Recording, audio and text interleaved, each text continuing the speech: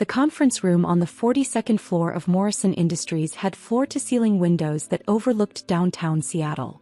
On a clear day you could see Mount Rainier. Today, storm clouds gathered over the Sound, turning the water slate gray. Appropriate given what was about to unfold. I sat in the back corner, my chair slightly removed from the mahogany table where the board members gathered. Nobody questioned why I was there. Nobody ever questioned me anymore. I was Daniel Morrison, the quiet son. The one who'd spent the last 15 years working in the background, never making waves, never demanding attention. The one nobody saw coming. My sister Vanessa stood at the head of the table, exactly where our father used to stand before his stroke 6 months ago. She wore a red power suit that probably cost $5,000 and an expression of absolute certainty. Behind her, our mother dabbed at her eyes with a handkerchief. Uncle Thomas, Dad's brother and the VP of Operations, nodded encouragingly. My older brother Marcus leaned back in his chair with a satisfied smirk. The entire family had gathered for this moment. Vanessa's moment. As you all know, Vanessa began, her voice carrying the tone she'd perfected at Harvard Business School, our father's health situation has created a leadership vacuum. Morrison Industries needs strong, decisive leadership to navigate the challenges ahead. The markets are volatile. Our competitors are circling. We cannot afford to drift. She clicked a remote and a presentation appeared on the screen behind her.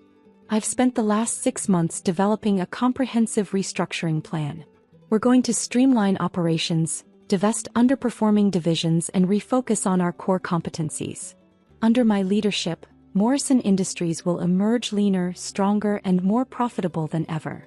The family members around the table nodded. Marcus actually started a slow clap that died quickly when nobody joined him. I'm proposing that the board vote today to install me as CEO, effective immediately, Vanessa continued. I've already secured proxy votes from Mother, Marcus, Uncle Thomas and Aunt Caroline. That represents 42% of the family shares. Combined with the institutional investors who've committed to supporting new leadership, we have more than enough to approve this transition. Robert Chin, our CFO for the past 20 years, cleared his throat softly. Vanessa ignored him. Additionally, I'm recommending we implement my restructuring plan within the next 90 days. This will involve selling off the manufacturing division in Ohio. The one Dad built from the ground up, I said quietly from my corner. Everyone turned to look at me. I rarely spoke in meetings. I was the overlooked son, the one who'd chosen to work in product development instead of pursuing the executive track. The one content to tinker with designs while my siblings fought for position. The Ohio plant is hemorrhaging money, Vanessa said, not quite hiding her irritation at the interruption. Sentiment doesn't pay dividends, Daniel. Dad would understand that. Would he? Yes. He was a businessman first. He'd want us to make smart decisions, not emotional ones. Smart decisions, I repeated. Is that what you're calling this? Marcus leaned forward. What's your problem, Danny? You've never cared about the business side of things. You're happy in your lab playing with prototypes. Let the adults handle strategy. I smiled slightly. I'm 38, Marcus. I stopped being Danny about 20 years ago. You know what he means, Vanessa interjected. You've never shown interest in running the company. You've never positioned yourself for leadership. So why start now? I'm not starting now. I'm finishing what I started 15 months ago. Silence fell over the room. Robert Chen's expression didn't change, but I caught the slightest twitch at the corner of his mouth. He knew what was coming. He'd been preparing for this moment since last year. What are you talking about? My mother asked, confusion crossing her face. Daniel, Robert said carefully, perhaps now would be an appropriate time to share the documentation we discussed? I nodded and pulled out my phone. A moment later, the screen behind Vanessa changed. Her restructuring plan disappeared, replaced by a different document entirely.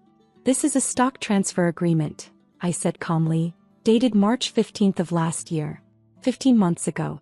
It transfers 90% of Morrison Industries shares from our father to me. The transfer was completed, filed, and recorded 6 weeks before Dad's stroke.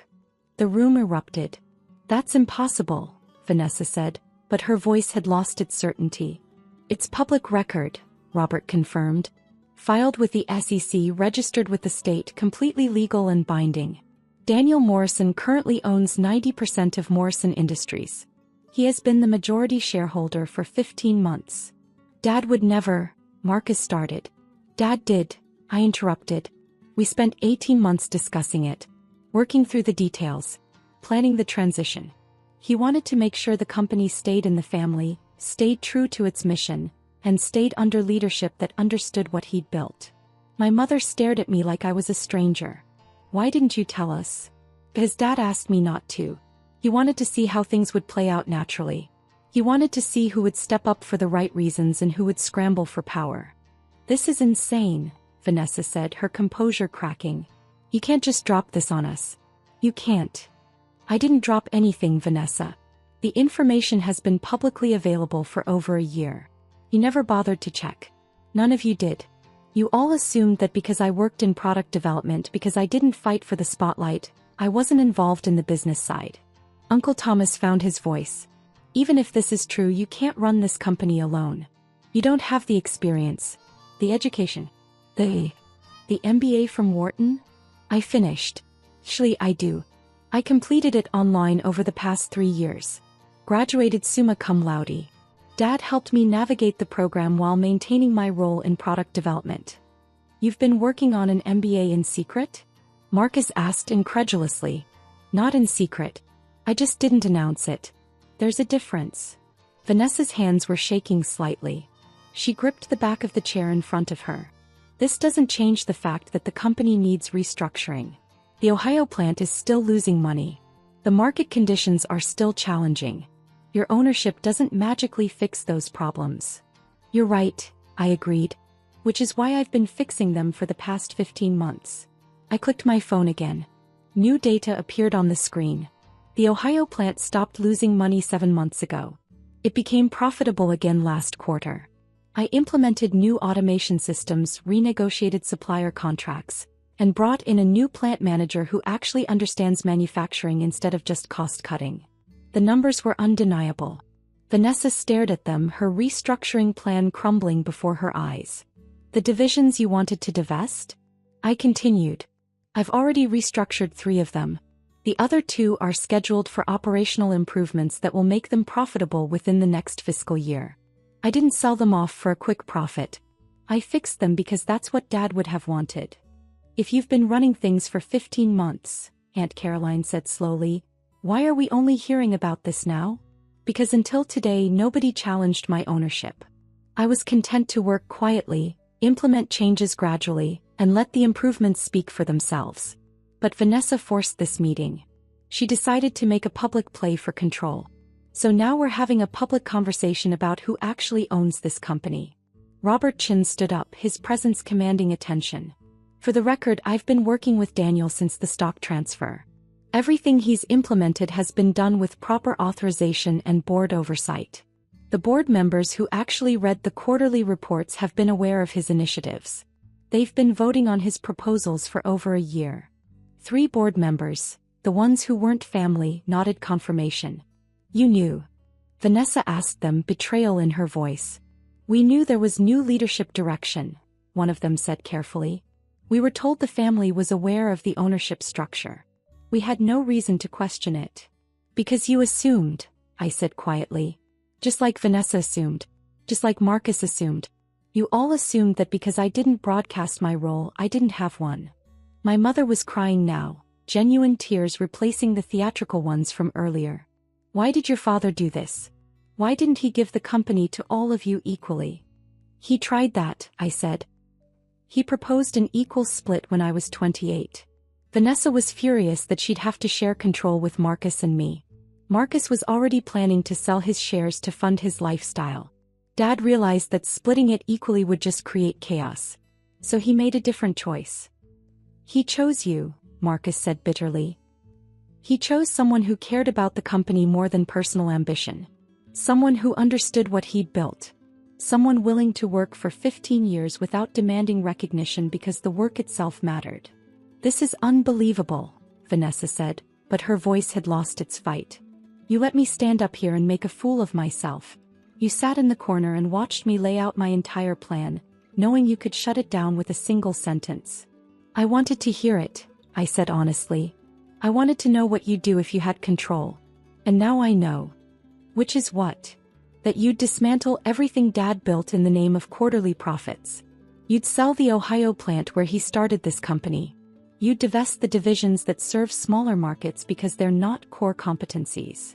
You'd turn Morrison Industries into just another soulless corporation optimizing for shareholder value. That's not fair, she protested. Isn't it? Your entire restructuring plan is about cutting costs and boosting stock prices. There's not a single initiative in there about innovation, employee development, or long-term growth. You're thinking like a consultant, not an owner. And you're thinking like a sentimentalist, she shot back. Business isn't about preserving the past. It's about adapting to the future. I agree completely. Which is why I've invested $40 million in R&D over the past year.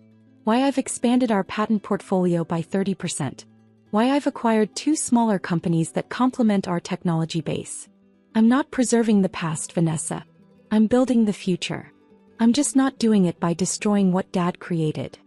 Robert Chin pulled up another presentation, this one showing the company's actual performance over the past 15 months. Revenue was up. Profit margins were improving. Employee retention had increased. Customer satisfaction scores were at an all-time high. This is impossible, Marcus muttered. You couldn't have done all this without us knowing. I did it while you were all busy not paying attention. You were focused on your own careers, your own ambitions. Vanessa was climbing the corporate ladder at her consulting firm. Marcus was managing his investment portfolio. Uncle Thomas was preparing for retirement. Nobody was actually looking at what was happening inside Morrison Industries. Except the board members who weren't family, one of the independent directors added. Daniel has been presenting detailed quarterly updates. His strategic vision has been approved by this board multiple times. The only people who weren't aware were those who didn't bother to read the materials. Vanessa sank into the chair at the head of the table. Her moment of triumph had collapsed into humiliation. I don't understand. Why did Dad keep this secret from us? Why let us think we still had a say? You did have a say, I corrected. You have 10% of the shares between all of you. That's still significant ownership. You could have been involved. You could have attended board meetings, read reports, participated in strategic discussions. But you didn't. You assumed the company would just be handed to whoever made the most noise when Dad was gone. So this was a test, my mother said softly. He was testing us. He was giving you a chance to show what you valued. Vanessa valued control. Marcus valued money. Uncle Thomas valued comfort. And I valued the company itself. What happens now? Aunt Caroline asked. Are you going to fire us all? Fire you? From what positions? None of you actually work here except Uncle Thomas, and he's been planning to retire anyway. I'm not firing anyone. I'm just making it clear that I own this company, I run this company, and I make the decisions about its future. But you'll need our votes for major decisions, Marcus said, grasping for leverage. 10% can block certain actions. True, I acknowledged. Which is why I've been building consensus with you all along. Every major decision I've made has been structured to avoid requiring supermajority votes. But if you want to start fighting me on every initiative, I can restructure the company in ways that minimize your influence even further. It's your choice. The threat hung in the air, unspoken but clear. What about the board position you promised me? Vanessa asked quietly. The COO role? I never promised you anything. You promised yourself that role based on assumptions about the future. Dad said I had executive potential. You do. Just not here. Not in a company you wanted to gut for short-term gains. She stood abruptly, gathering her materials. I can't believe this. I've spent 6 months preparing for this moment. 6 months developing strategy, building coalitions, planning the future. And you're just dismissing it all. I'm not dismissing your abilities, Vanessa. You're brilliant. You're driven. You're exactly the kind of leader some companies need. Just not this one. This company needs someone who understands that we're not just manufacturing products. We're employing 3,000 people across 4 states. We're supporting communities. We're building things that matter. And I don't understand that. Your restructuring plan would have eliminated 800 jobs. You called it operational efficiency. I call it devastating families to boost margins by 2%. Sometimes hard decisions are necessary. And sometimes they're just cruel decisions disguised as business strategy. Dad knew the difference. That's why he chose me. Marcus stood as well. This is bullshit, Daniel. You manipulated Dad when he was vulnerable. You convinced him to cut us out. Dad was perfectly sharp when he made this decision. It was a year before his stroke. He had his lawyers review everything 3 times. He consulted with estate planners, tax advisors, and business strategists. This wasn't a whim. It was a carefully considered choice. A choice to betray his family. A choice to protect his company. And if you can't see the difference, that's exactly why you weren't chosen. My brother's face went red. You're not better than us. You're just sneakier. More manipulative. I'm more patient, I corrected. There's a difference. I spent 15 years learning every aspect of this business. Not just product development but operations, finance, strategy, human resources. I worked 60-hour weeks while you were vacationing in Europe. I earned this, Marcus. Dad didn't give it to me. I proved I deserved it. By hiding what you were doing. By doing the work without needing applause. By caring about results more than recognition. By being exactly what Dad needed when he needed it. Uncle Thomas stood slowly, his weathered face thoughtful. Your father talked to me about this, you know. About a year before the transfer. He asked me what I thought about the succession plan. Everyone turned to look at him. I told him he should split it equally. Keep the peace. Avoid conflict. And you know what he said to me? He said, Thomas, I didn't build this company to keep the peace. I built it to last. And only one of my children understands what that means. He meant Daniel, my mother whispered. He meant the one willing to sacrifice personal glory for company success. The one who'd work in obscurity if it meant the business thrived. He knew Vanessa would want to reshape the company in her image. He knew Marcus would sell his shares the moment things got difficult. And he knew Daniel would protect what he'd built, even if nobody appreciated it. Did you know? Vanessa asked Uncle Thomas. About the transfer? Not officially, but I suspected. The way your father talked about Daniel. The questions he asked about operational details only Daniel would know. I suspected, and I didn't say anything because I trusted your father's judgment. Everyone trusted his judgment except when it came to choosing me, I said quietly. The room fell silent again. Robert Chin checked his watch. We still have a board meeting to conduct. The agenda included voting on Vanessa's proposal for CEO appointment and restructuring plan. I assume we're tabling those items. Permanently, I confirmed. But I do have several proposals to present. Proposals I've been developing for the past 6 months. I stood and walked to the head of the table where Vanessa still lingered. She looked at me and for a moment, I saw past the ambition and anger to the sister I'd grown up with. The one who'd taught me chess when I was 7. The one who'd defended me from bullies in middle school. You could have told me, she said softly. Before today. You could have warned me. Would you have listened? Or would you have tried to fight it? She didn't answer because we both knew the truth. There's a place for you here, Vanessa. Not as CEO. Not running restructuring initiatives that dismantle Dad's legacy. But as a strategic advisor. As someone who challenges my thinking and pushes for efficiency. I need people who think differently than I do. As long as they don't have actual power. As long as they understand that I'm protecting something bigger than quarterly earnings. She gathered her materials and walked to the door. I need time to think about all this. About whether I can work for my younger brother. About whether I can accept that Dad chose you over me. Take the time you need. But Vanessa, Dad didn't choose me over you. He chose the company over everyone. Including me. I just happened to be the one willing to put the company first. She left without responding. Marcus followed her, throwing me a look of pure resentment. My mother hesitated, then approached me carefully. I should be angry with you, she said. For keeping this secret. For letting us all look foolish. I know. But I'm not. Yes, sad. Sad that your father felt he couldn't trust us all equally. Sad that we drove him to this choice. He didn't feel he couldn't trust you, Mom. He felt the company needed focused leadership. And he was right. Look at what happened today. Vanessa would have torn it apart. Marcus would have sold his shares. The company would have been fractured. And now it's intact. But our family isn't. The family was fractured long before today. We just pretended otherwise. She kissed my forehead the way she had when I was a child. Your father would be proud of you. Not just for owning the company but for how you've protected it. He always said you were the quiet one who understood things the rest of us missed. I learned from watching him. From watching how he built something lasting instead of something flashy. She left with Aunt Caroline, leaving me alone in the conference room with Robert Chin and the 3 independent board members. That was intense, one of them said. Necessary, I corrected. Vanessa forced this confrontation. Better to have it now than to let her continue building toward a future that was never going to happen. What's next? Robert asked. Next we get back to work. I have 3 proposals to present. First, I'm creating a profit-sharing program for all employees. Second, I'm investing $20 million in expanding the Ohio plant.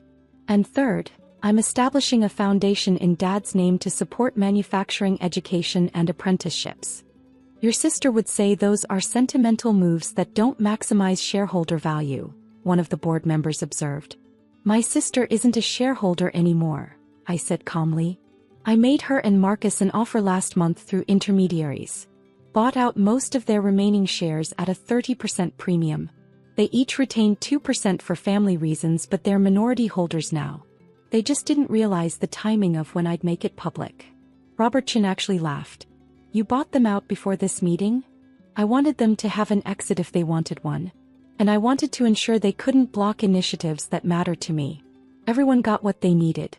They got liquidity at a premium price. I got control. The company got stability. Your father taught you well. He taught me that family businesses fail when family interests override business interests.